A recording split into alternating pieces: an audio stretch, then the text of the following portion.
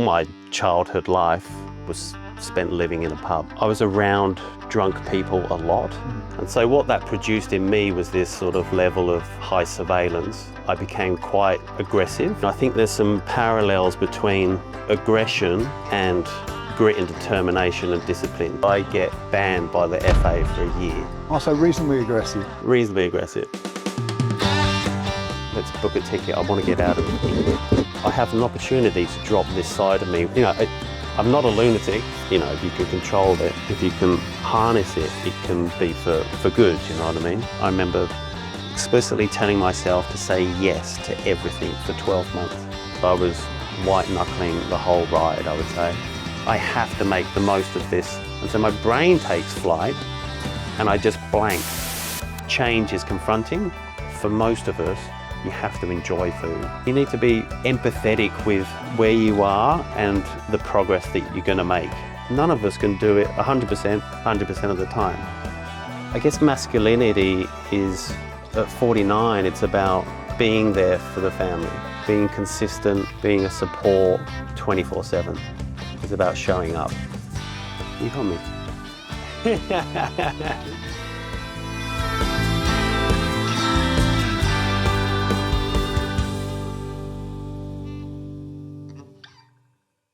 Scott. Josh. Great to be here. Thank you for having me. No worries. Good to see you, as always. As always, mate. I want to jump straight in. I want to talk about your superpower. You're on the eve of your 50th birthday, almost. Thanks for the reminder.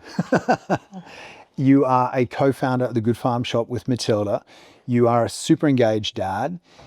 You look fantastic. Most co-founders hustling like you are hustling, and the head of the family with a super busy life are smoked. What's your secret? What do you do? What's my superpower? Well, I don't know whether it is a superpower, but I guess it's grit and discipline. I'm not great at anything. I've done a bunch of things in my life. Currently, I'm a chef. I'm not the best chef. I've been a PT. I wasn't the best PT. I've been a health coach. I wasn't great at that. I had some mild successes as an athlete, as a kid, but I've never been like excellent at one thing. But I do have a lot of grit and a lot of discipline.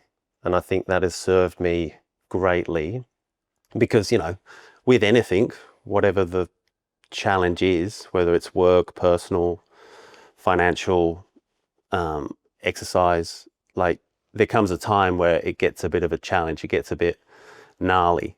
And so I just have this, and always have had, an ability to kind of push through.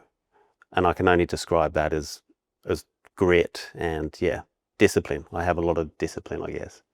I think that grit and discipline is incredibly important. I've certainly seen that in you, but the grit and the discipline kicks in when something that you have done isn't going quite the way you want to do it. And it occurs to me that the latter has to come first. You've got to have a passion for something and the confidence and the courage to pursue that passion for the grit and determination to mean much. Yeah. And I think you mentioned a couple of different disciplines there that you modestly said you weren't great at, but I know how deeply you've dived into all of them.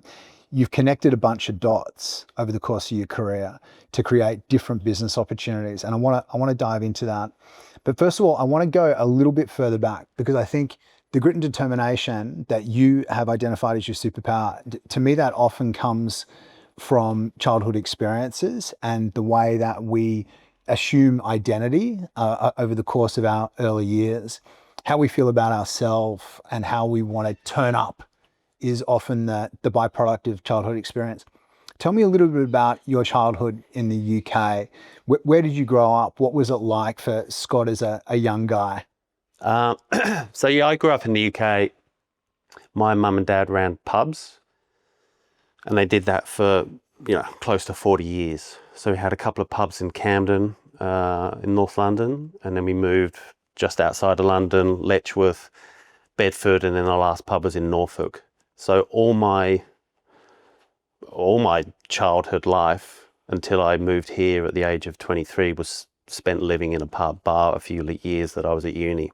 So it was very different to my peers. There's no question about that. Everyone was like so fascinated. All my mates were so fascinated that I lived in a pub. Do you go down and sneak alcohol when your mum and dad are asleep? It was like, no, mate. Like, you know, it's my norm, but it's very unusual for people to wrap their heads around that I lived in a pub. They thought it was just like the most exciting thing.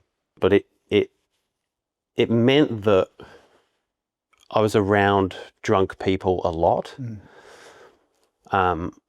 That includes my dad. My dad was a pretty heavy drinker.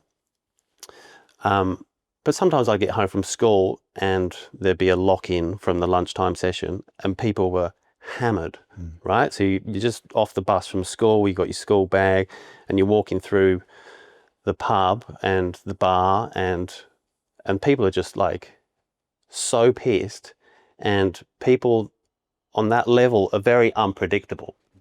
So I had friends of my parents that would, you know, grab you very aggressively. I've had family members do the same because they're just pissed. They're sort of somewhat unhinged. And so what that produced in me was this sort of level of high surveillance. But I think there's a part of it that, to bolster that, I became quite aggressive certainly in my latter teenage years. And I think, going back to your first question, I think there's some parallels between aggression and grit and determination and discipline. So what I use as a resource currently is a pool of discipline, right? I have it here. But at the bottom of that pool is probably part of my shadow, which is my aggression that I've learnt to kind of control and master, but not all the time. It does kind of rear its ugly head from time to time, not very often these days, but I don't mind that it's there, because if someone tries to break into my house or intimidate me in some way, I know that I can rely on this thing. But I think that was bred at a young age. My dad had the same thing. He had a level of aggression to deal with the guys in the pub who were pissed. Like, he had to rule with an iron fist sometimes. And just also being of that age in England, being a young man, you know, walking the streets in towns in England aren't the same as around here, particularly around here, but you know what I mean? It's very sanitized. And so you have to have a level of, well, you can go one or two ways. You can either be sort of, I'm going to, you know, run and hide away from any intimidation, or I'm going to try and back myself and potentially fight back if needs be. So it's bred this, this level of aggression, which I have harnessed most of that as my now resource or pool or reservoir of grit and discipline. Yes. If that makes any sense at all. I think it does, because I think that energy, that aggressiveness is energy, and it can be channeled in a really undirected kind of way at the world at large, and perceiving threats that may or may not be there, and sort of living on the edge, or it can be harnessed and focused. And I think for me, the grit and resilience is about harnessing that energy and focusing it. It's the controlled version of that. Yeah, it's a laser, not a spotlight. Yeah, exactly. And so, that was my upbringing, being in pubs. I guess that was my, you know, now I'm in food and I'm making meals that really my mum and dad were making for all those years in the pubs. Like, it's so, our first menu iteration in the Good Farm shop, it was just all of them. Like, it wasn't a deliberate thing when I was curating the menu. What could we launch with? We need like 20 meals that we need to launch with. It wasn't like, oh, what was my mum and dad doing? It was just in your DNA. Yeah, it was just all the meals that I was conjuring up were like, oh yeah, my mum. You know, it took me a while to look back and go, and the same with my recipe cookbooks. It's like, oh, there's this sort of, you know, by osmosis almost, what I was learning and seeing and smelling and tasting is now how the meals that are and the flavors that I'm attracted to now. No, I think there's something about what you're doing, which I really love about the Good Farm Shop. And to me, it's healthy comfort food. Yes, exactly. And for you, comfort food, the meals your mum made as a kid, I mean, it makes perfect sense. Yes. So I guess that was also, so I was seeing and tasting and learning by osmosis. So I wasn't working necessarily in the kitchens as a chef. I was helping out, I was washing up, I was working behind the bar, I was bottling up in the mornings and things of that nature. But I was also jumping in the kitchen, not to help with the staff to feed the customers, but for my own, because they were so busy, these pubs.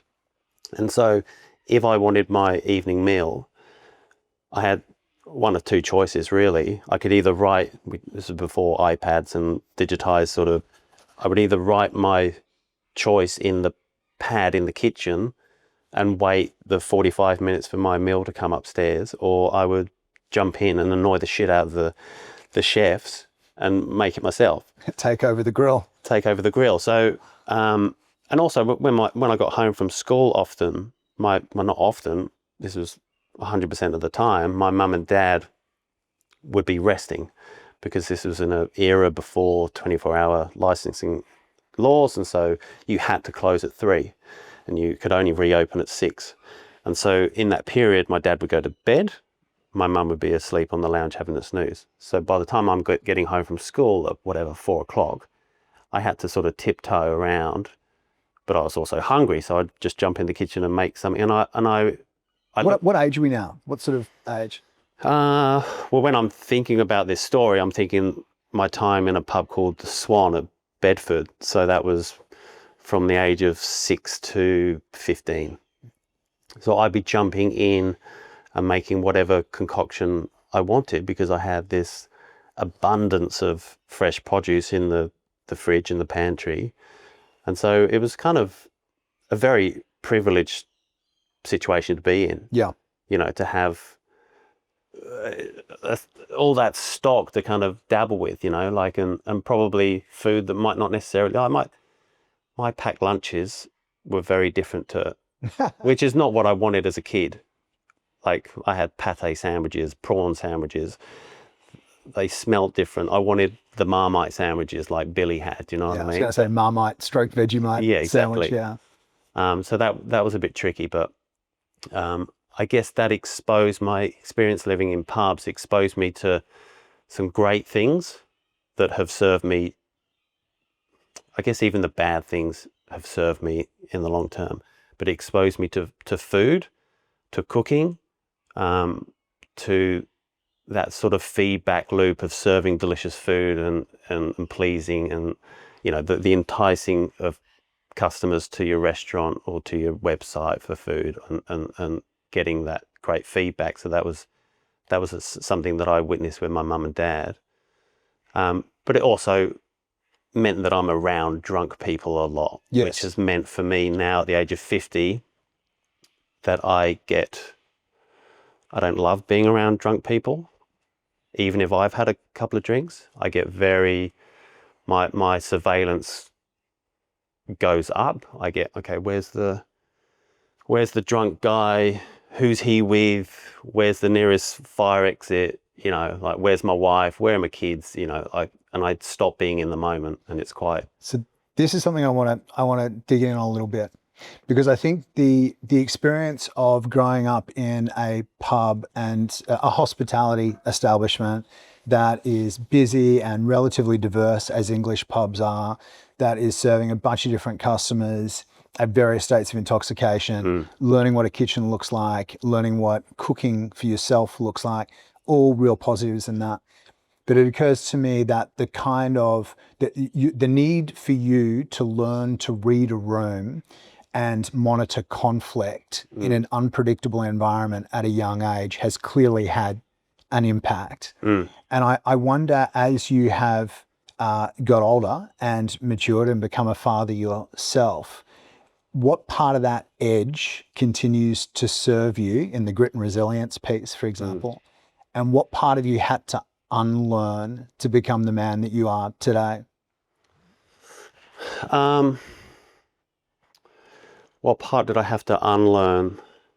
Well, I guess as time goes on and the more experiences you clock up in a social setting or in an environment where there's people and they may be drunk, you have to at some point go, okay, well, I've not had any strife for like 20 years. There's a very good chance that nothing's going to happen tonight or today. Hypervigilance is perhaps not required. It's a bit overkill, but I don't know. I am 50, as you kindly remarked. We've mentioned it a couple of times, actually. I'm not sure whether I'll ever lose that, to be honest. And I don't mind a bit of it. You know, I think it's just part of my fabric. Yeah. And, you know, like, it may serve me in the ultimate moment one day, you know, like to be the hero almost, because I am so vigilant. I completely hear you on that. It just occurred to me that being on guard in anticipation of a situation that may or may not ever occur sometimes takes us away from exactly what's happening here and now, because we're so focused on the possibility. Yeah. And so I wonder, as a dad, as a partner, as a lover, as a husband, whether there was elements of that you had kind of learnt to wind back on a little bit, while still cherishing that part of you that's always there to access if required, and how you were balancing that. Yeah, no, I definitely have. So this goes back pre-Matilda and pre-kids. So when I left, so still in the UK, I'm in my early 20s. I'm at uni. I'm probably drinking too much, as most people do, most kids at that age do. And I'm also getting into a lot of fights. I'm playing soccer at a fairly reasonable level, and I'm fairly aggressive on the pitch to the end that I get banned by the FA for a year. Also reasonably aggressive. Reasonably aggressive. And so I sort of share my time between Bedford, which is, I guess, my hometown really, in essence, and my mum and dad's final pub was in Norfolk. So I spend a bit of time in both places. And in both places, I garner some sort of reputation that I haven't tried to curate myself, but it's just sort of landed on me. And people would come from neighbouring towns looking for Scott Gooding, but they had no idea who Scott Gooding was or what he looked like. And then I'd get told by someone who knows me, but also knows the story, and give me a preemptive nudge. And then I would beat them to the chase and approach these guys and say, oh, I hear you're looking for Scott Gooding. You're going to do him over. And they'd be like, yeah. Well, I'm Scott Gooding, mate. So anyway, what it boils down to is that I wasn't happy, and there was a few other elements in there that caused me to go, okay, well, maybe there's some fun to be had elsewhere. And that elsewhere, I remember sitting on a toilet reading a magazine, and it was 1999, and it was talking about the places to be for the millennium, the turn of the century. And I think Buenos Aires was like number one, or Rio was number one, and then number two was Sydney, and it coincided that the Sydney Olympic Games were going to be. So I was like, I love the Olympics, and what better place to be? So anyway, I called a friend. I said, let's book a ticket. I want to get out of England. Anyway, can I just ask something on this for a second, just quickly, because you said it occurred to you that there might be some fun to be had elsewhere. I wonder whether or not it was. Well, was there an opportunity to reinvent as well? And no. Or was it? Well, really... I'm getting there, but okay. Actually, if truth be known, it wasn't fun to be had, although that was the case. It was, I'd gone to uni, I'd done an exercise science degree, I did okay, and then it wasn't particularly obvious to me what my vocation was going to be. There was a time where I was like, oh, I want to be a physio, but after my 3 years of exercise science, which I didn't love being a student, it was another 4 years, I think. I was like, no way. So it wasn't obvious to me. And I looked around and there was a lot of friends who had already been in careers for like, they didn't go to uni, but so they'd already had 5-year, 6-year careers and jobs. And I'm looking at my mum and dad, they had the same job, although different pubs, for like 30 years at this point. So I manufactured this perspective that whatever job you entered at the age of 20 was what you were most likely to stay for 20, 30, 40 years. I was like, I'm not ready for that decision. I'm going to defer that decision for at least 6 months and get a 12-month visa for Australia. So I had this big fanfare, take care, Scott, enjoy your travels. And I remember being on the plane and going, well, there's no way I'm going to be away for 12 months, but I have to be away for at least 6 because I'll look like an idiot because I've had this big fanfare farewell by friends and family. But really, I probably only want to do 3, but I've got to do 6. But while I was on that flight, I remember thinking, when I get off at the other end, nobody knows me and I can drop all this persona of the tough man, the hard man, that can all just dissipate and dissolve. No one's looking for Scott Gooding to pick a No. And that was kind of exciting. I remember it was almost like a weight off my shoulders. And Can I ask, at that point, would you have articulated it as an opportunity to reinvent? Yeah. Even that word came across my mind. Like I just, not in a, I mean, it probably sounds maybe to the listener that a reinvention is, there's like, you're pulling the wool over people's eyes, or there's something. It's somehow manipulative. Yeah, manipulative or nefarious, but really it's like, I have an opportunity to drop this side of me, which I've acknowledged and I don't particularly like. It doesn't win you any friends. Anyway, I land in Australia. It's blue sky, it's happy days, sun-kissed people all around. I just couldn't believe where I was, really. It was paradise. I was staying in Bondi. And about 4 or 5 months into my trip, I come across I have this sort of episode in a Surrey Hills pub. I've got my drinks and I'm walking back to my friends across the pool table area. And I sort of come up against this guy because he's walking around the pool. And anyway, we have this little, kind of, he was sort of saying, fuck you looking at, sort of thing. And I'm walking with these things and I carry on walking and I go up the stairs to reconvene with my friends, and I stop halfway up the stairs and I literally have a conversation with myself because I'm starting to embody this new identity. But now this other Scott has gone, what are you doing? Put your drinks down. Fucking go back down those stairs. And this guy's got one over you. What are you doing? And I'm like, one step up, one step back, going, kind of like, it was a real moment for me. It doesn't sound much as I retell the story, but it does. It was very a sliding door. Who am I? Yeah. And so even when I got back up to my friends, I was so not present because I was so like, it's that guy downstairs, like he's got one over on me, like that's not cool. Like just having this like an internal dialogue. Anyway, the moment passed and I never went back downstairs, and I became very proud of all those little moments that laid out in front of me. And simultaneously I met a girl who then ended up being my wife for many years. And she hated violence.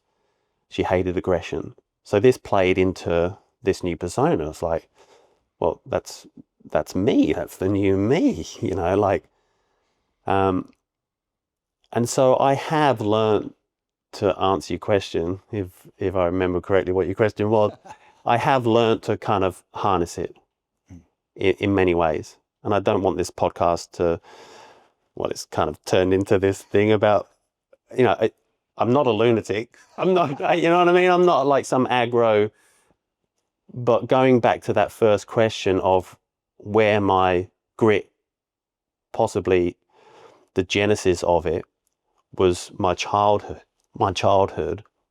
and how my environment, being in pubs, being around drunk, aggressive people, fostered this aggression in me, but then how I've harnessed all of that that's enabled my focus. If you can control it, it's like a tornado. If you can harness it, it can be for good. You know what I mean? I think a lot of young men would speak to a similar part of them that was aggressive or had issues with temper control and blah, blah. And I think part of it's masculinity and roles, part of it's testosterone that's kicking in the teens and early 20s. I mean, there's lots of different, and part of it's trauma for different kids, so on and so forth. I think that for everyone though, not just young men or people who remember being young men, I think for everyone, what you've just touched on there is quite profound. It's around how do you integrate those parts of you that can sometimes be self-destructive, but if appropriately redirected, can empower you to be a stronger, more disciplined, more resilient version of yourself. So I think what you've touched on is actually universally applicable. Not everyone's been a young man growing up in a rough pub who channeled aggression outwardly, but I think everyone can speak to the fact that there are parts of them that if they do not channel them appropriately can be that's certainly true for me. That if I'm not conscious of those parts of me that can be quite impulsive and self-destructive, then it's not a good thing. But if I can integrate them in a way that allows me to make best use of them, it's really empowering. Yeah, exactly. It's it's probably a very common story for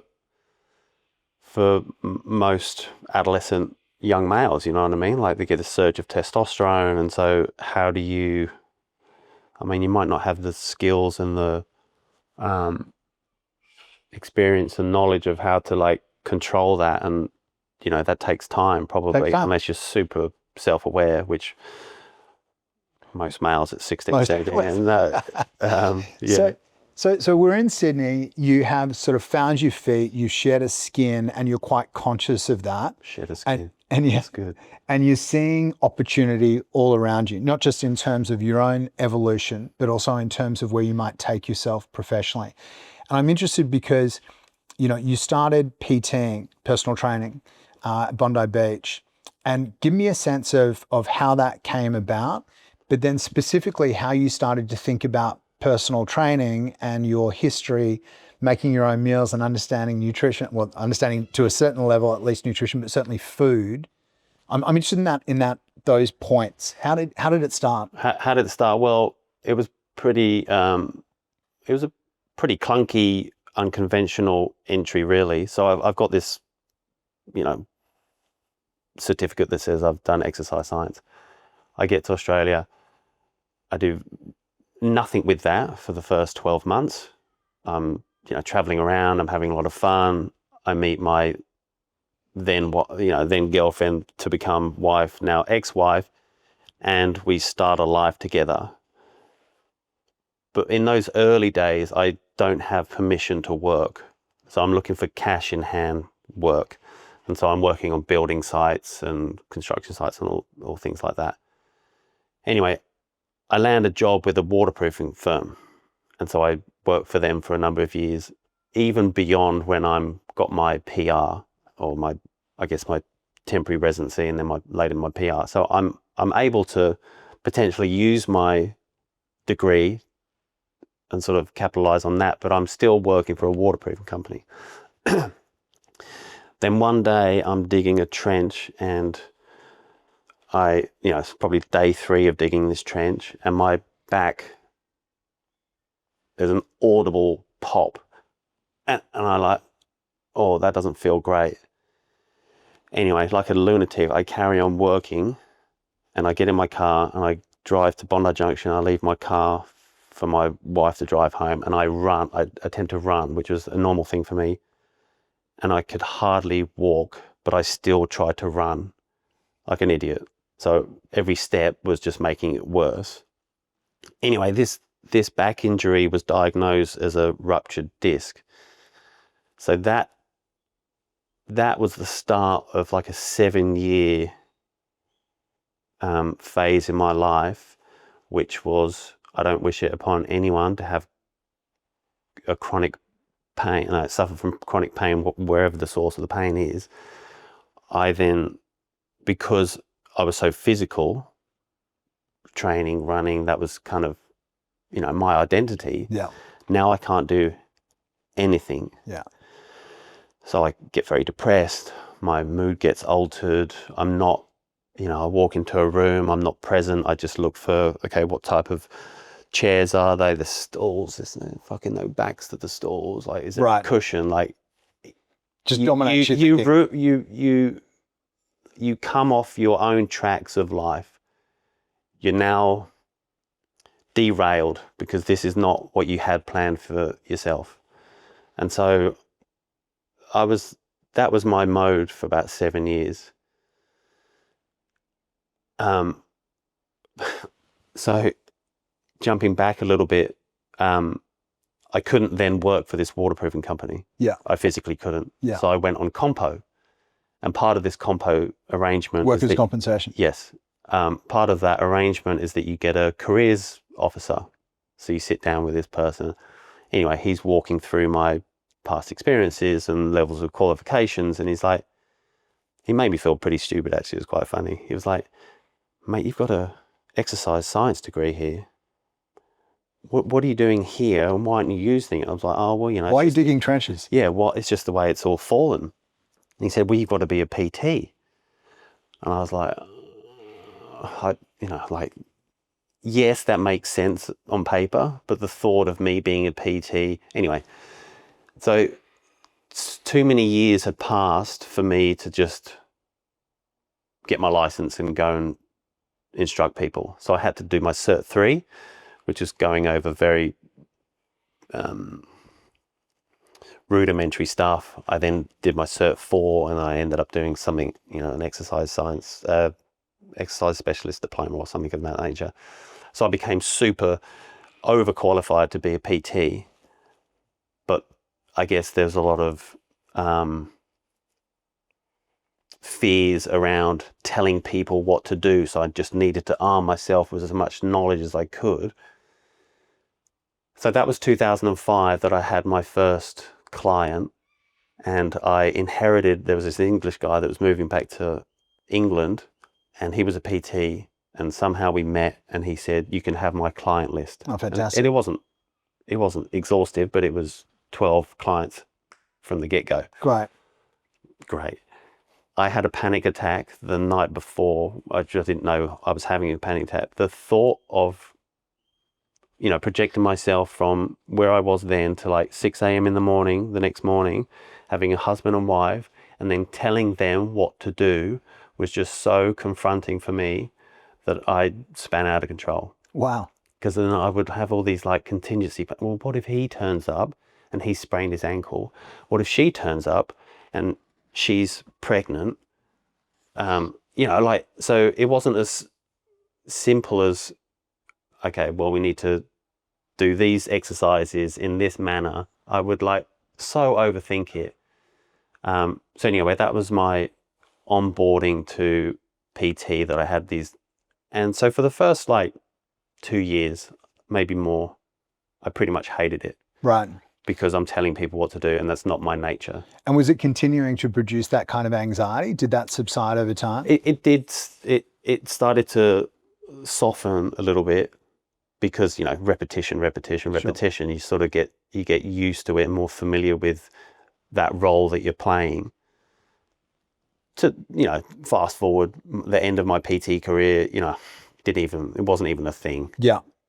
Maybe like a smidging of it, but and standing in front of, sometimes 60 people in the boot camp, it didn't really, probably the more the better. Right. Probably easier than one for me. You're a little more anonymous.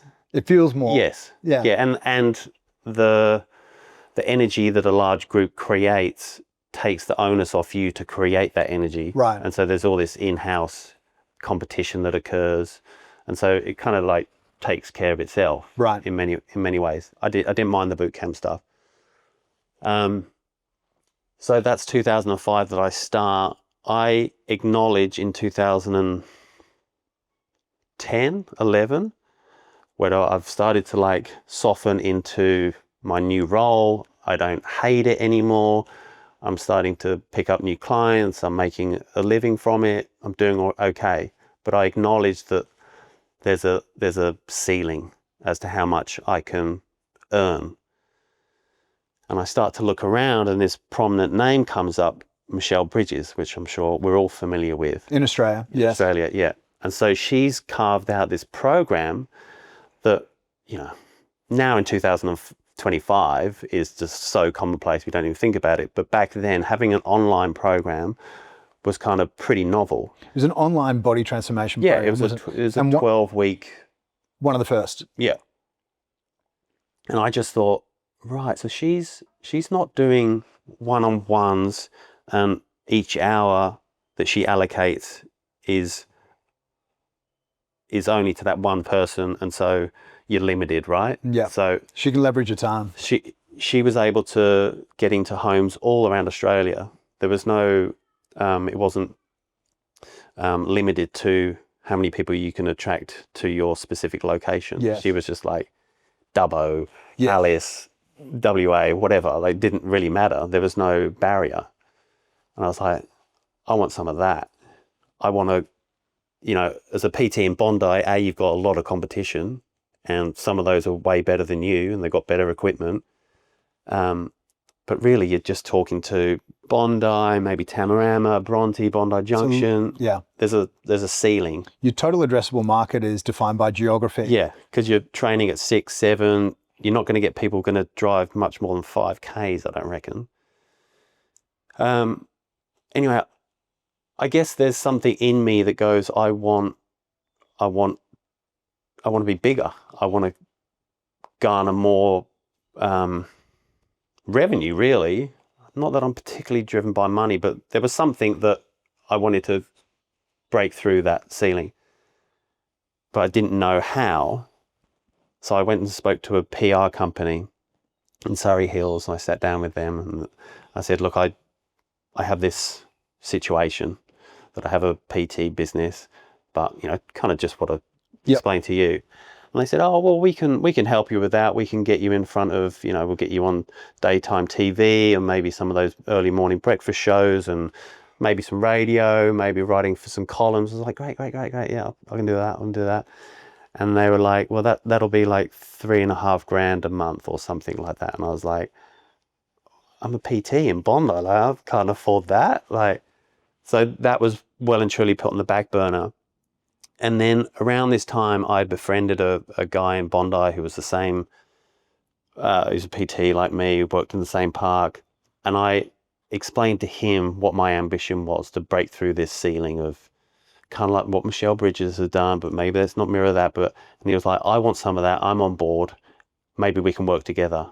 Sure, two brains are better than one. Anyway, he came to me and he said, there's a show called My Kitchen Rules. Have you any interest in that? And I was like, yes, never seen it. Let's do it. So this guy, Luke, we were pretty close then. And for the subsequent weeks, he was like, you need to come and watch this show to see what you're getting involved with. But I didn't want to see it. I'd rather go in cold. Really? Yeah. Because if I saw what I was going in for, I'd probably scare myself. So I was like, no, I don't want to see it. And he badgered me for weeks and weeks and weeks. Even after we got in, right? We got accepted. We did this sort of like cheeky, provocative video submission. We got a call the next day, you're in. Great. So we had like 6 weeks before we were starting to film. And so you're 6 weeks out and you haven't seen the program yet? No. So then he finally breaks me, and I come round to his house, and he tees it up on the DVD player or whatever we had then. And he, for whatever reason, has selected a final episode. So these guys had gone through the whole gamut of challenges and we're watching the final. And I'm just going, I can't cook food like that. Like, that's like the way they're plating up, like it just looks amazing, right? So I then do have a fear. I have a fear of making myself look like an idiot. So that's the only MO I had going into my kitchen rules. Just don't make yourself look like a fool. Like, you want this opportunity to act as some sort of springboard for your PT business. Yeah. So that was the ambition at that point. Yeah. To use MKR as a profile builder for your PT business. Yeah.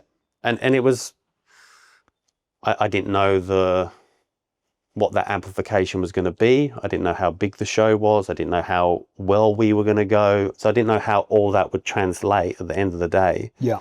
But I knew that I had to work feverishly during the filming to build a program that was ready the day one of of airing. Anyway, so there's a lull between finishing filming and airing. Of course, they've got to edit. So in that lull, again, I was feverishly working on this program, but I was also setting up other trainers in other locations. Okay, can you represent Scott Gooding Fitness or whatever I was called in Maroubra, in the city? So I teed up all these trainers. Yeah, I'm on board because I'm on this show, right? And it's going to go bananas and we need to be ready. Fucking crickets. I had maybe 1 or 2 extra people at my boot camps and that was it. So it didn't work in that way. It didn't work in that way. I want to quickly just touch on the show itself for a second before we talk about the springboard.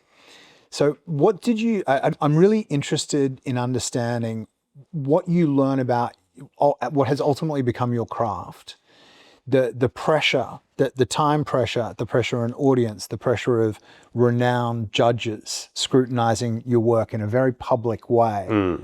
You spoke about the concern around some anxiety before you started PTing. You've spoken about your hesitance to watch the show, even though you were 6, because you thought it might produce some anxiety. But now the lights are on, the cameras are rolling, you're on a national stage. What did you learn about yourself? I can only say how this conversation started, and that was the grit, because I was white knuckling the whole ride, I would say.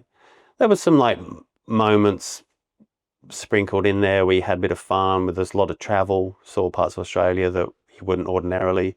So that was kind of cool, but the nuts and the bolts of being on that show were very anxiety inducing. There's like cameras everywhere. We had to do these interviews. So if anyone's familiar with the show, you have a challenge and then it cuts to the 2 contestants speaking as if they're speaking about what's going on in real time, but actually you film that after the challenge the subsequent day. Yeah. So you have to not speak in past tense, you have to speak in present tense, which is an art in itself. It took me a while to master that. But that would be so hard for me to look at a camera and articulate what I was saying in some... And what made it worse was my partner, Luke, was amazing at it. So he's delivering his lines with ease, he's relaxed, he's succinct, he makes some poignant points, and there's me, which makes my efforts more excruciating, because I'm not that, and I never will be that. Yes. He's just so polished and great at delivering lines. Yes. He loves it. He'll like, I'll take that one. I'll be like, have it, mate, have it. It's all yours. So if you watch, probably I've never watched it back, but if you watch it, I'm probably this quiet lone figure that dodges as much airtime as possible, really. I've never watched it back, but it induced a lot of anxiety. But I knew that there was a reason why I was doing it. I don't think, there's no way, there's some people were doing it for fun because they like the show and they want to be a part of it. There's not an ounce of me that I was there for that. I was there for a reason. And Scott, you've spoken to the why of it all in terms of using MKR as a springboard for your PT business. But I know at the time you were asked by the producers about your wife being on the show, and in particular, who you hoped would see you and appreciate and understand what it was. And you spoke about your dad. And I'm just interested in understanding what it was. He knew exactly who you were when you left. So clearly there was something about the transition to Australia and the reinvention you'd gone through that you would have loved to have shared with him before he passed. What was it? Yeah, I guess, as you say, he knew who I was when I left, and he was always very proud of me. And I guess he wasn't really in a position to lecture me on my behavior then, because I was to a large extent mirroring what he was putting out. But he was very proud of who I had become, because he saw, I went back to England and we spent some time together, and he came over here and he could see that I had completely mellowed. He could see that I was just like enjoying life for the first time, really. So he'd obviously passed by the time I'm on MKR, but he would have just loved it. He would have reveled in the fact that his boy's doing something. I think when you know someone so intimately and you know that they've really stepped out of their comfort zone for good reason, like to better their career, he would just have been proud as punch, I reckon. I'm not doing it because it's fun and for shits and giggles. I'm doing it to better my career. He would have been extremely proud of that little episode in my life. And to jump forward to now for a second, before we get back on a linear narrative, if we were here right now, what do you think he'd be expressing to you or I that he was proudest of in you?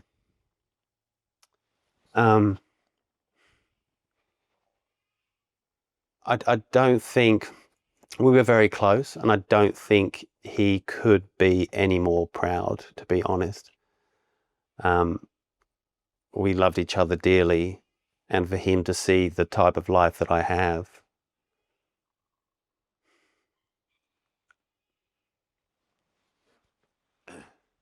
and the kids that I have, and the family that Till and I have created, and Tashi, of course, who's my son from a previous marriage. It's a shame. It's a real travesty that he didn't bear witness to any of that. Tashi came along when, in 2008, he passed in 2005. So I remember very vividly the moment we found out we were pregnant with Tashi, and that was my first immediate thought, that he won't be around. He's not here for this news. Similarly, when he was born, first thing, he's not here to see this. He'll never see any of that, which is a bummer. You got me. I feel you. I've lost my dad, and I know exactly how you feel. Yeah. But he would just be so unbelievably thrilled at the life that I have. Would be my grab. I think I need a minute. It's got me teared up. I think it's incredibly. He can hear you. He knows. Yeah, it's funny. I used to talk to him a lot. I don't so much now. I still have this impulse to call him with news, good or bad. He would be my go-to.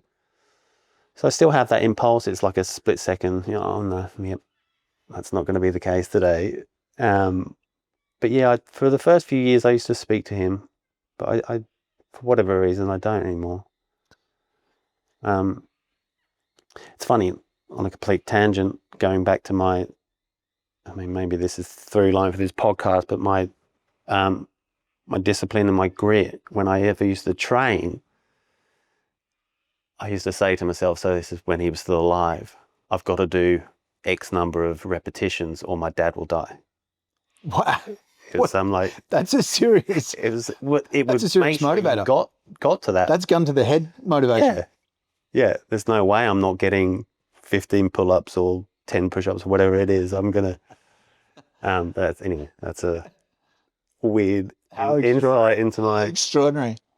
So the MKR experience for you and Luke was enormously positive. You guys made it right to the very end, I think the semi-finals. And then it feels like almost instantly we're publishing books as a duo. And one thing you mentioned earlier was that you felt that maybe as a team, you know, Luke was very articulate and very comfortable, and you might have been quite a partner. The funny thing is that when I was first introduced to you guys, because I didn't see the show, when I was first introduced to you guys, it was post the show, and I was asking around, and the complementary energies of you and Luke was something that people loved. So it was interesting for you in that moment. It felt maybe not quite right, but there was something about that I think Australia really, really took to. Yeah, I don't want to take away from anything that we did together, or like we had a heap of fun. You know, like he pulled me through a lot of that, and after he seemed way more media trained than I was.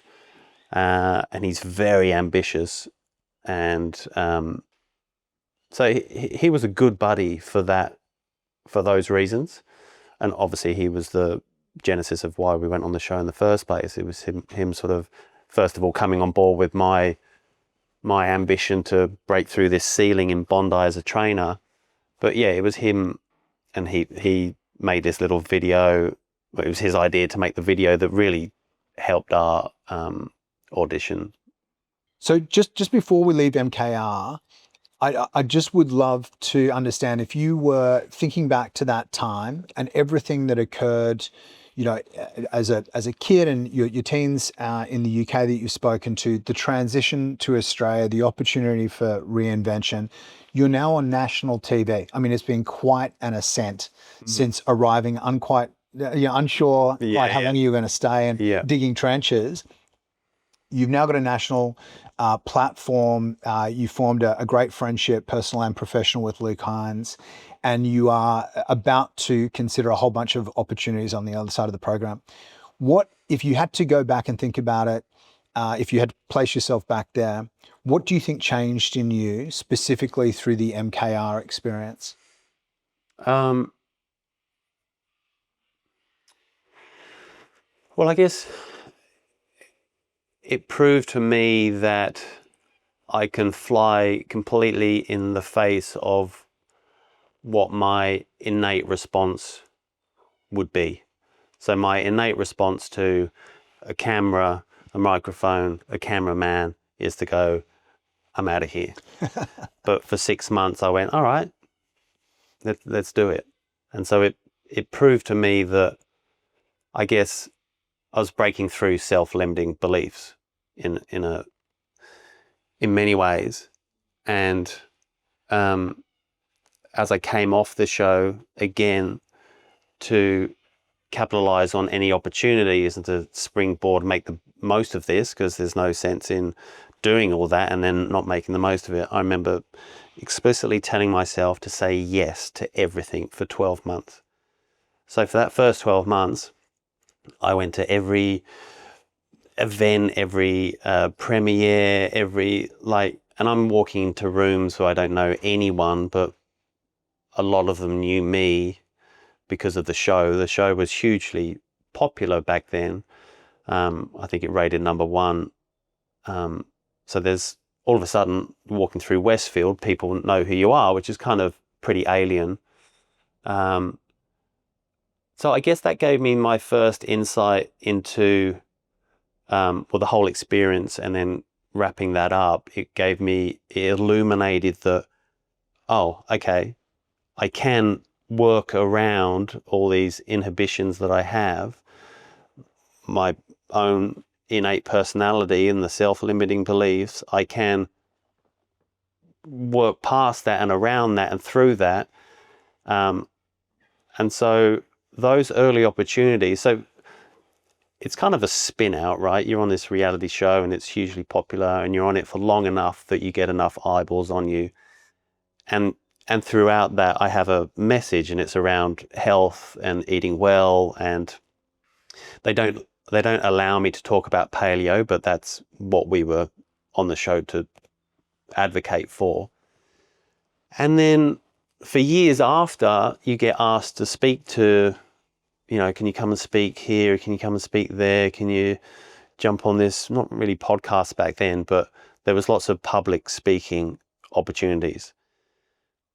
I feel like you know me well enough, and some of my close friends know me well enough to know that that is not my jam. Not your happy place. Not my happy place. But I knew that I couldn't relinquish these opportunities because that's not making, you know, I've just gone through this hardship and put my ex-wife, you know, because she's looking after Tashi most of the time. My business is on hold. Like there's been a lot of sacrifices, not just by me, but people around me. Like I have to make the most of this post-show. And so I said yes to all these things. I was, you know, one of my early ones was speaking at the MCA in on the harbour there at Circular Quay to like 300 people. The Museum of Contemporary Art. Yes. And so how I used to do it back then was like write it out, memorize it like a script, so a 40-minute presentation on nutrition or whatever, and memorize it like a script. Word by word. Word by word. And then I wouldn't have my notes with me because I thought in some weird way that that's cheating. I wouldn't allow myself to have a reference. And so I would just rely on walking through this script 100 times. So then, but you're not attached to the content really. No. I knew the content, I wrote it, but I'm not attached to it. And so when I'm delivering it, I remember at the MCA, I got like 20 minutes into it and then I'm super nervous. And then I lost my, what's the next word? And because I can't remember the next word, I have this thing called splitting. And so it's, you know, part of the fight or flight, but I can't, there's no sense in fighting. I can't fly. I can't walk off stage. And so my brain takes flight and I just blank.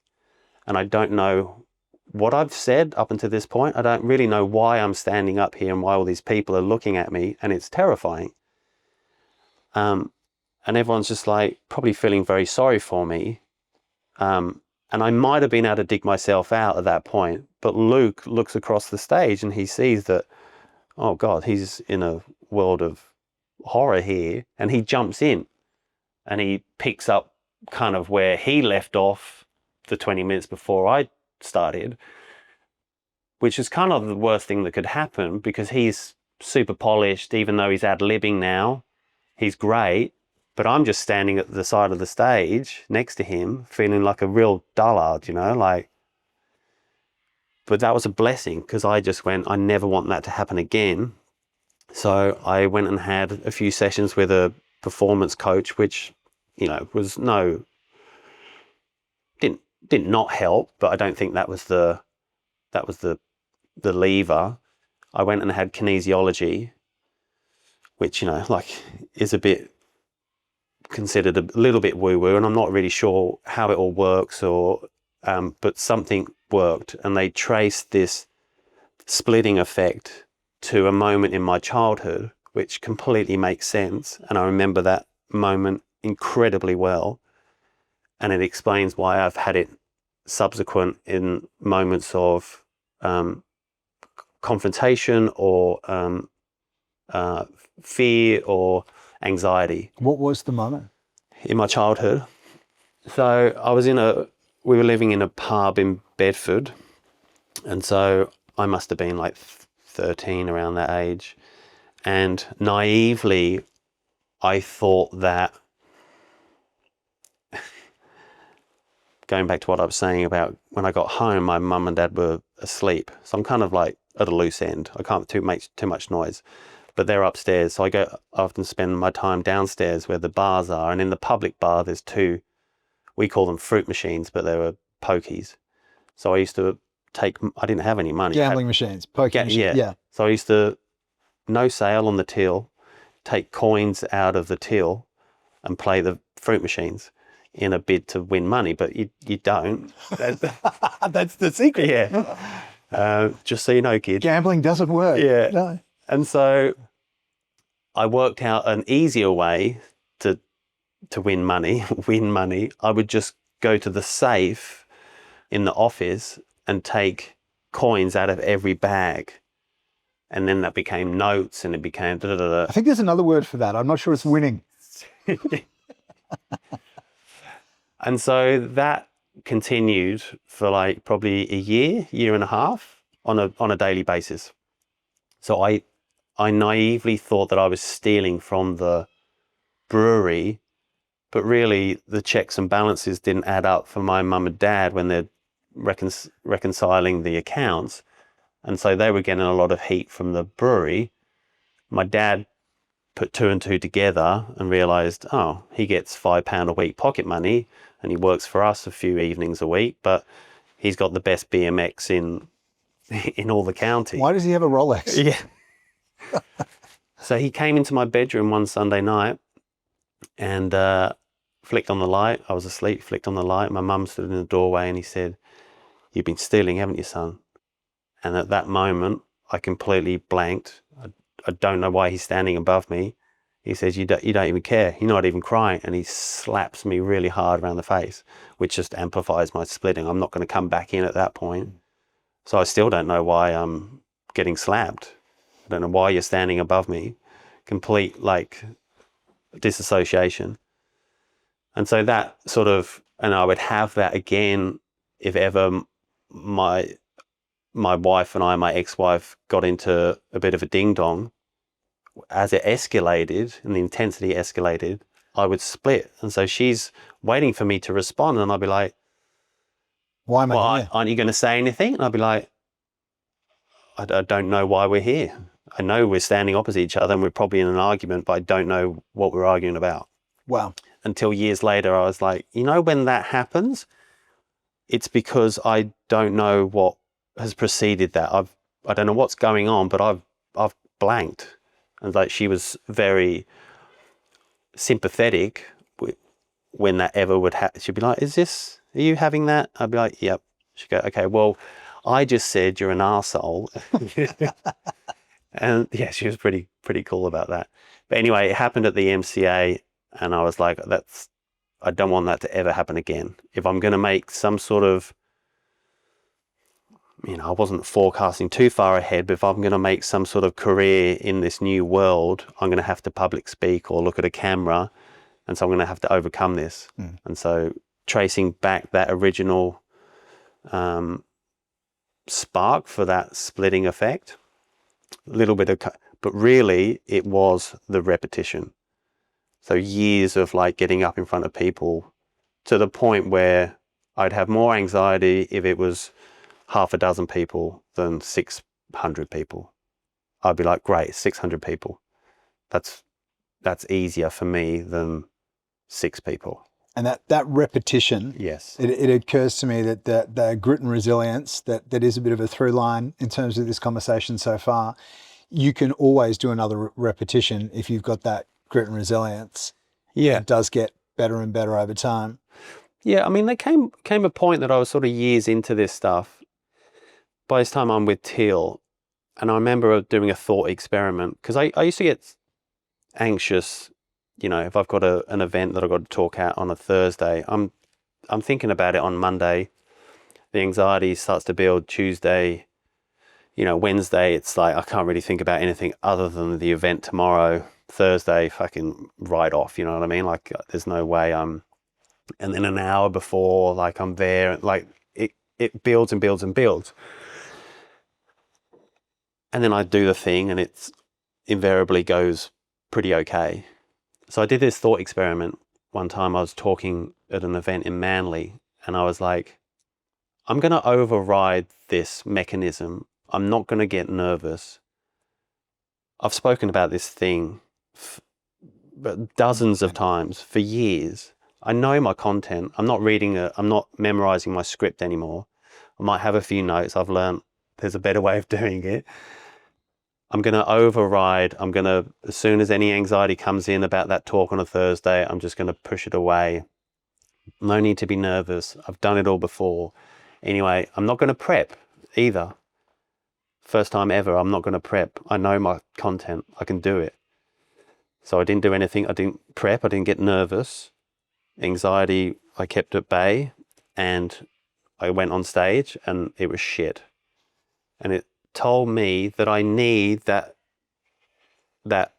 anticipation. I need to be buzzing on some sort of frequency. I need the nerves. I need the anxiety. I need that to anticipate that it could go wrong. And so then it forces me to prep, and I need to be on my A game. I think that's really interesting because you reframed earlier the aggression as a potential energy source to fuel grit and resilience. And you just reframed anxiety as a potential fuel to hone your edge and ensure that you prep and deliver at your best. And there's something about you and the way that you approach things that I think this through line is really about how you reframe what might be perceived by others or even yourself as a weakness into a strength. And I'd love you, does that feel true to you? Oh yeah. I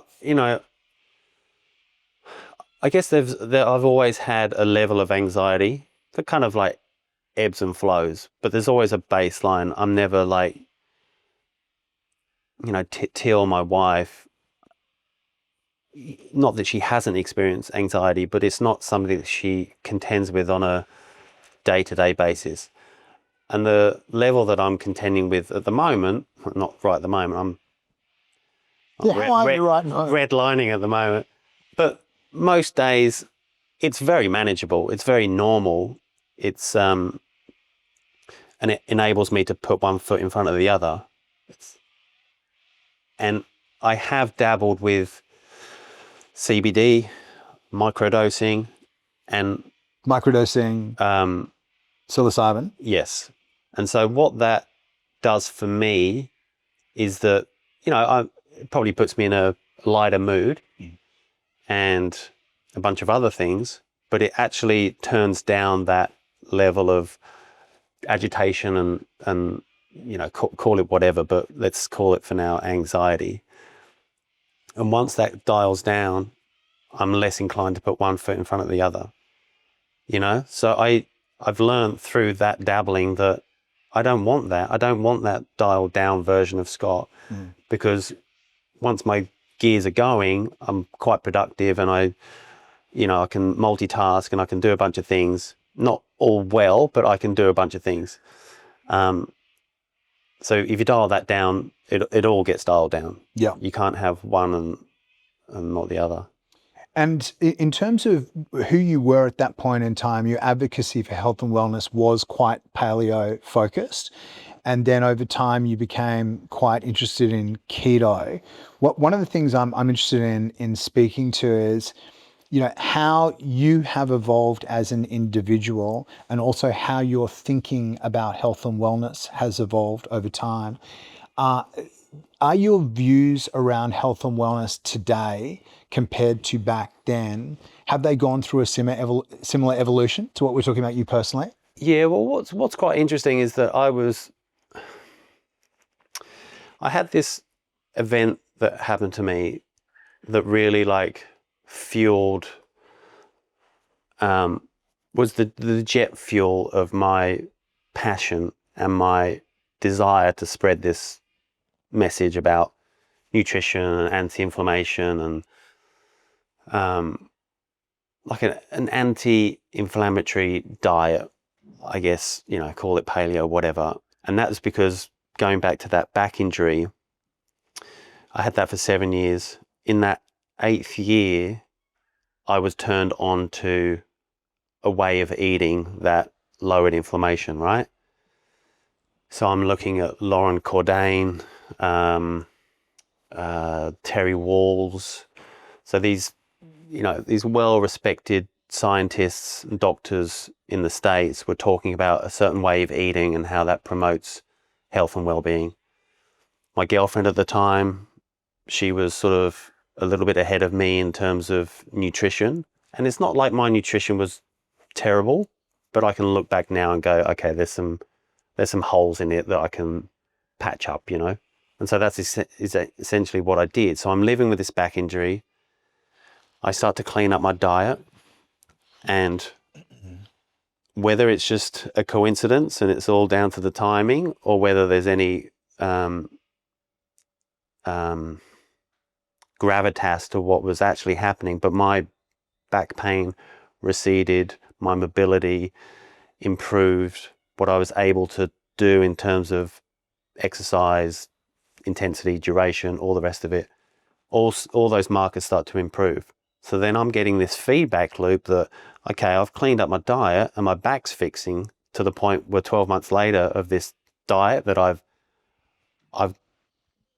grabbed with both hands very tightly. I became very dogmatic about what was in, what was out.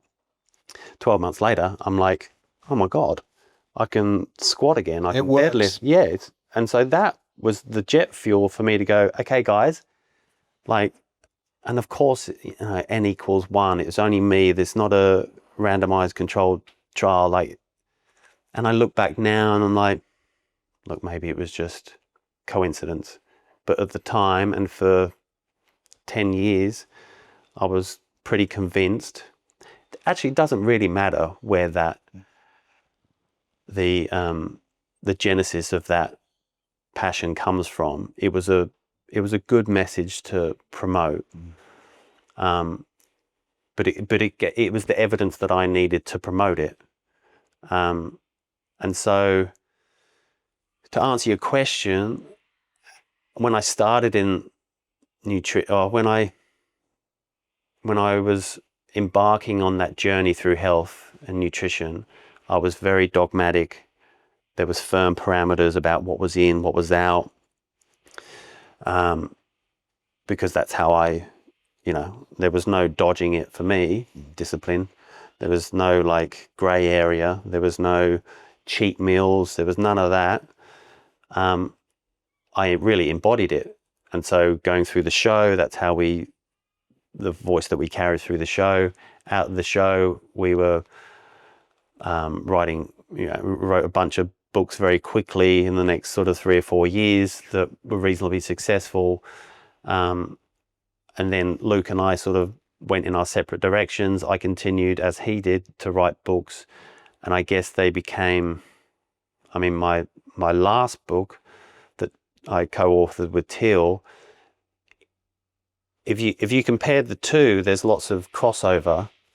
There's both acknowledge the sovereignty of food and the provenance of food, and on the whole, they might look the same at a first glance, but this one, the early one, is very prescriptive, whereas this one is food can be comforting and familiar and delicious, but it can also be health promoting. And I think in this whole space of food and nutrition and elevating your health through those means, what is often lost is it's got to taste delicious first. There's no sense in eating a kale salad if it tastes like kale. You know what I mean? You've got to, of course, have the kale in there, but you've got to dress it and accompany it with something else that's delicious. Don't eat just for health, because that'll be a short trip, I think. Of course, there's outliers that can eat the chicken breast and the broccolini day in, day out. But for most of us, you have to enjoy food first and foremost. And then the second line of question should be, is it health promoting? And maybe the third tertiary question should be, where does it come from? But don't make it too dogmatic is the difference between where I am now and where I was then. Yes. And I think my own perspective mirrors yours. I think when I look back at the way I was thinking about nutrition when I launched the wellness business that brought us together, Thrive. It was also quite dogmatic and quite prescriptive. And I think I missed for multiple years the joy and the connection and the kind of playfulness that comes with mucking around with fresh ingredients and combining them in a really delicious way. Yeah. And there's also a social health and a mental health aspect to when you're dogmatic and prescriptive. I think in some ways it can promote, non-normative thinking. Yeah. Unhealthy thinking. Yeah. I became that guy, 2013, 14, 15, when I'm like knee deep in paleo. I became that guy. It was just a nightmare at a restaurant or a cafe, like what oils the guy used, what's in your dressing, like, turn it in, and like you don't get invites to dinners anymore because you're a, nightmare guest. Yeah, difficult to cater for. And now where I am, I'm, it's easier. Like I would say, I guess when you look at it, if you look at your nutrition and everyone's different, right? If you look at it in its totality, for me, I'm good maybe 80% of the time. And then there's 20% that probably wasn't on the plan 10 years ago. And even the 20% is not, I'm not sculling trans fats, you know what I mean? I'm 2 liters of Coca-Cola. Yes, exactly. And I guess through my health coaching, I would always begin a conversation or those early consultations with like, where is someone at now? And it might be that, 10% is good and 90% is not so great. So your win is to move that 10% to 15%. And then over time, crowd out the processed foods in favor of the unprocessed foods. But it's got to be a, I don't want to use the word journey, but there's got to be a time frame attached to that that's not too militant, because change is confronting. So if you do a big revamp of your pantry or your fridge and you start to eat all new foods that you're unaccustomed to, yeah, it might work for a week or two, but how you're doing in 6 months' time, you probably reverted to old habits that are easy to jump back into. So it just needs to be, you need to be empathetic with where you are and the progress that you're going to make. It's small steps over a long period of time, and that time can be, if you want to really revolutionize your health and your diet, what's wrong with 12 months, 24 months, 3 years? Like it's the destination. You know what I mean? I think that the word that you used there, empathy, I think it's one of the things that if I was going to be self-critical of my approach 15 years ago, not only was it it wasn't particularly compassionate or empathetic for myself, it wasn't particularly compassionate and empathetic for the people around me, my family, who I was cooking for, and the audience. I think there's something, if the impact that we want to have is to help people be the healthiest version of themselves, look, feel, and perform their best, whatever that looks like, depending on where they are in that journey, then to not take into account the reality of the time it takes, the other stakeholders involved, that the partner or the kids or whatever that are also being, cooked for. And I feel like I was probably very rigid and prescriptive in a way that ultimately may have undermined the message. And I think what I like about the way you're approaching it now is there does seem to be real compassion and empathy and some playfulness and joyfulness around the connectivity of food. Yeah. Well, I guess a lot of this stuff, which I learned through the coaching that I was doing, a lot of it, nearly all of it, right, is the psychology attached to the consumption of food. Like, we could ask anyone what constitutes a healthy diet, and most people would articulate a similar response. It's this, and this. We can all probably agree on that. But by and large, a lot of us are struggling to adhere to that. So we know what it is, but we can't practically work. We can't practically embody that. So what is that disconnect? Well, there's a bunch of foods over here that are really like set my world on fire, and I can't stop reaching for the cookie jar, and I can't stop at one. I have to have four, and so that just becomes, it's all about proclivities and habits and psychology around food, emotional attachment, like, and so I think it's disingenuous to talk about a healthy diet without acknowledging all that, because it induces a lot of guilt for people, because they're like, well, I just can't do it. And it's like, well, none of us can do it, really.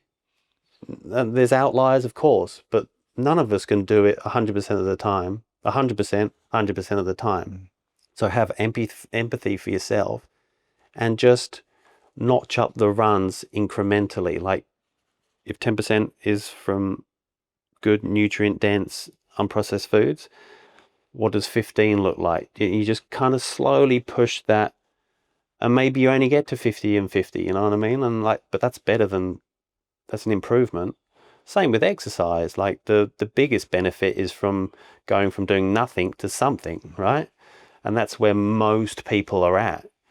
So I used to see all these, not to go on a tangent, but I used to see all these influencers on Instagram, like promoting, or, you know, like broadcasting their workout of the day. And these are super fit guys, like ripped. And I think in their heart, they probably think that they're inspiring people, and maybe they inspire some people, but the people they inspire aren't that far off them in their training journey.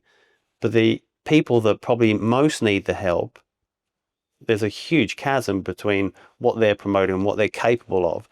So it actually, like, probably holds them in the state that they're in. It holds them, it prevents them ascending, because they're like, well, I can never do that. Right. I'll never be like that. So why even bother?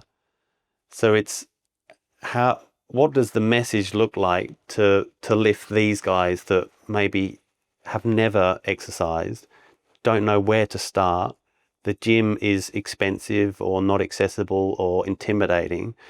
What is it for them that they go from doing nothing to something? That's a conversation that I rarely hear these days.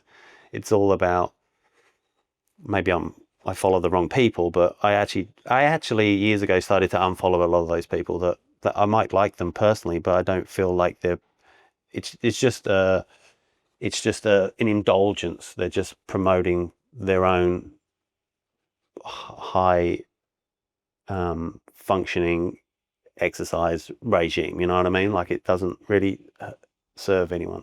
I think the progress, not perfection thing, and all the psychological research that has definitively determined that the key to happiness and fulfillment when it comes to personal goals is that we're moving incrementally forward. It's not about actually, in fact, for many people, when they actually ultimately achieve the goal, they just set a new one anyway. It's the progress. It's not about this ideal. And I think if we can all approach it that way, it takes away a lot of that depressing idealism and perfectionism, and it embraces the joy of the process, the joy of the journey. So it's just a bit more realistic, you know. Like, I'm 100%. The other version is, look, I've had clients that, you know, want to strip 10 kilos for a wedding or something, and in which case you can really dial in and you can have some firm parameters, because there's a timeline attached to this and it's possible, but it's not something that you can endure day in, day out for the rest of your days, you know what I mean? Like, you got to embody something that it actually comes down to, you keep using the word enjoyment. That's pretty important, because you need to enjoy your food, right? So as I said, food has got to taste good. Then you can make it predominantly healthy, predominantly whole foods. But you also have to enjoy exercise. So there's so many different ways you can express that. You can do it in the surf, you can do it in a bushwalk, you can go to the gym, you can whatever, like you have to enjoy it to some extent. Now some people enjoy like high intensity stuff that's arduous and a real uphill battle, but the enjoyment comes with the accomplishment, the reward. So it just feeds this kind of cycle of dopamine, which is, that's all relevant. But for most people, starting to do something is better than nothing. But you have to, at that point, at that injunction, it has to be something that you enjoy. Yes. So Scott, just a few closing questions. You've had such an incredible journey. I'm interested if you could pinpoint one decision that you would make differently if you had your time again, and a rule that you've created for yourself as a result of that. What would it be? I guess the rule would be give everything a go. And I really embraced that around that 2012, 2013 mark. Saying yes to everything really served me well and helped me overcome all these self-limiting beliefs that I had. What was the first part of that? A decision that you would make differently if you had your time again. I asked Till out. I met Till and wanted to ask her out years before I ever did. And I feel like we could have had a much longer life together. So I probably would have asked her again. Great answer. You just touched on self-beliefs that have changed. What self-belief about masculinity in particular has changed to make you the man that you are today? I think I was driven by masculinity as a kid, as an adolescent, definitely. Well, no, not particularly in my 20s. It became my identity. This sort of not a guy that I really recognize now. I guess masculinity is, I don't know, at 49, it's about, I guess it's not like providing for the family, but it's being there for the family, being consistent, being a support. It's no longer this sort of paradigm that you provide for the family and you're the patriarch. I think that's sort of been dismantled. It's about being there, being the support, 24/7. It's about showing up. I agree. Scott, if you think about you as a 16, 17-year-old teenager in the UK, and you had the opportunity to greet him and whisper in his ear and provide a few words of wisdom from the perspective as a 49-year-old Scott, what would you say to 16-year-old Scott? 100%, just go for it. I had so many internal voices saying that I wasn't good enough, or you know what I lacked? I lacked my parents' input as to what I did on the sporting field. I've had reasonable success with soccer, but all I needed was a little nudge. And if that wasn't coming from my parents, which it wasn't, I should have just gone, I'm going to see how far I can go with this. But I had this sort of, the reason I gave up soccer was because I got so anxious about playing, about the scouts in the stands. And so I guess that was shrouded in self-limiting beliefs and fear. So 49-year-old Scott speaking to 16-year-old Scott would be like, fucking go for it, mate. Just go. See how far you can go. And that's what I've been most proud of my whole life, is this period in the middle for now. For 10 years my actions were so